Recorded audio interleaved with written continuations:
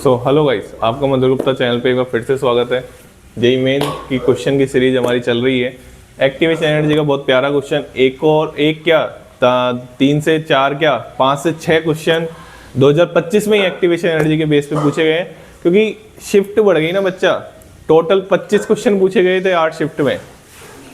Total कितने 25 question पूछे गए थे, तो मतलब आप अंदाजा लगा सकते हैं कि मतलब 8 शिफ्ट तो नहीं, 8 तो एक में हो जाती है, 16 शिफ्ट में। मतलब हर शिफ्ट में एक क्वेश्चन काइनेटिक्स का आ रहा था, और हर शिफ्ट में लगभग किसी शिफ्ट में तो 2 क्वेश्चन भी आ जा रहे थे, क्योंकि 16 शिफ्ट में टोटल 25 क्वेश्चन पूछे गए थे। 8 एक सेशन में हो जाती है, 8 दूसरे सेशन में होती है। 9 से 12 और 2 से 5 की मैं बात कर रहा हूँ। जी हाँ, 9 से 12 और 3 से 6 की, ठीक है ना। चलिए, तो यहाँ पे अगर हम बात करें, ये क्वेश्चन है हमारा, consider the given figure and choose the correct option. तो करेक्ट ऑप्शन की बात करनी थी। यहाँ पे आप एनर्जी और रिएक्शन कोऑर्डिनेट, ये आप ग्राफ देख पा रहे हैं। ये एक्टिवेशन एनर्जी का ग्राफ भी आपको मैंने एक वीडियो में समझा रखा है, मेंस के क्वेश्चन में, कि एक्टिवेशन एनर्जी क्या होती है। मैं आपको यहाँ पे भी छोटा सा हिंट दे देता हूँ कि एक्टिवेशन एनर्जी क्या होती है। रिएक्टेंट को minimum energy required for formation of क्या, एक्टिवेटेड कॉम्प्लेक्स। ये क्या होता है, एक्टिवेटेड कॉम्प्लेक्स। एक्टिवेटेड कॉम्प्लेक्स, आपको डेफिनेशन बहुत अच्छे से, कॉन्सेप्ट क्लियर होने चाहिए। और ये आपकी क्या है, ये आपकी क्या है, एक्टिवेशन एनर्जी। ये आपकी क्या है, एक्टिवेशन एनर्जी। यहाँ पे एनर्जी होते हैं, यहाँ पे रिएक्शन कोऑर्डिनेट होता है, और यही आपके ग्राफ ने दे रखा है। बट कंफ्यूज कर रखा है बस, उसने फालतू का कंफ्यूज कर रखा है।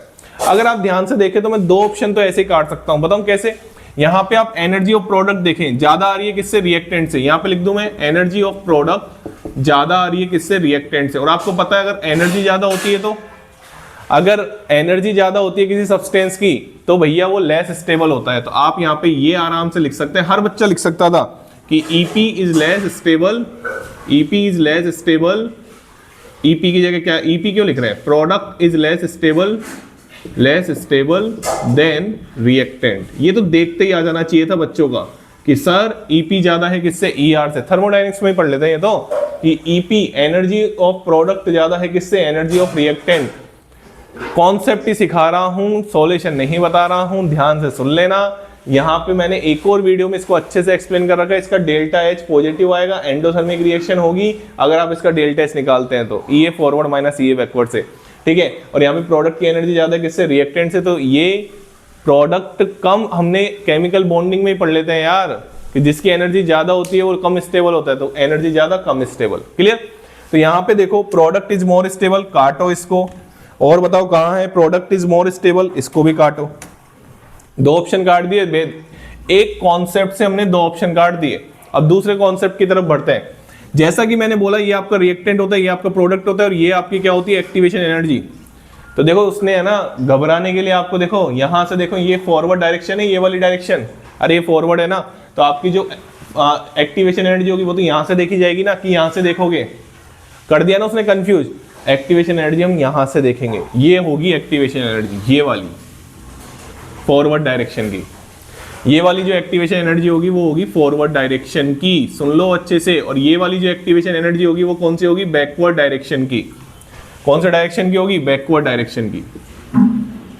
आराम से देखो, क्यों जल्दबाजी करनी है, क्यों जल्दबाजी करनी है।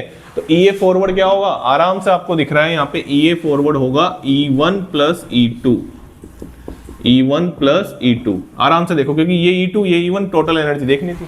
तो आराम से मेरे हिसाब से एक्टिवेशन एनर्जी बहुत फॉरवर्ड एंड बैकवर्ड ना केवल फॉरवर्ड रिएक्शन की E1 प्लस E2 है। ध्यान से देख लो, क्वेश्चन में दिखा दिया, और मैंने आपको बता भी दिया। ईए बहुत ज्यादा कंफ्यूजन रहता है बच्चों को। ईए फॉरवर्ड रिएक्टेंट से देखी जाएगी, ईए बैकवर्ड प्रोडक्ट से देखी जाएगी, ये आराम से देख लेना भाई। और डेल्टा एच भी बता दूं, डेल्टा एच हमेशा लिखा जाता है, इसमें भी बहुत कंफ्यूजन रहता था। अरे मेरे टाइम पे भी रहता था यार, मैं बता रहा हूं, मैं कनेक्ट क्यों कर पा रहा हूं बच्चों से, क्योंकि मेरे को ये डाउट्स रहते थे, क्लियर नहीं होते थे ये, कि ईए फॉरवर्ड माइनस, ये फिक्स है, ये फॉर्मूला फिक्स है, ये फॉर्मूला डेल्टा एच बराबर ईए फॉरवर्ड माइनस क्या होता है, ईए बैकवर्ड होता है, क्लियर। तो हमारा आंसर क्या आ जाएगा, बॉम्बे। बहुत प्यारा क्वेश्चन था। एक्टिवेशन एनर्जी से 5 से 6 क्वेश्चन, ठीक है, हर साल आ रहे हैं। जेईई एडवांस में पूछ लिया जाता है, नीट में पूछ लिया जाता है। तो केमिकल काइनेटिक्स को अगर हम चैप्टर को तोड़ते हैं तो एक तो order of reaction, first order, zero order जिसमें आप पढ़ते हैं, फिर एक जो पार्ट आता है केमिकल काइनेटिक्स का, वो पार्ट आता है एक्टिवेशन एनर्जी वाला, रिएक्शन मैकेनिज्म वाला। तो ये दो पार्ट में हम केमिकल काइनेटिक्स को तोड़ सकते हैं, ठीक है ना। चलिए, थैंक यू सो मच। पढ़ते रहिए और प्रेशर ना लीजिए एग्जाम का, ठीक है, सबसे इंपॉर्टेंट है, ठीक है। हंसते रहिए, खिलखिलाते रहिए और जितनी आपने प्रिपरेशन करी है और उस प्रिपरेशन को मजबूत करिए, ठीक है ना। चलो, thank you so much. Channel को लाइक करें, शेयर करें और सब्सक्राइब करें।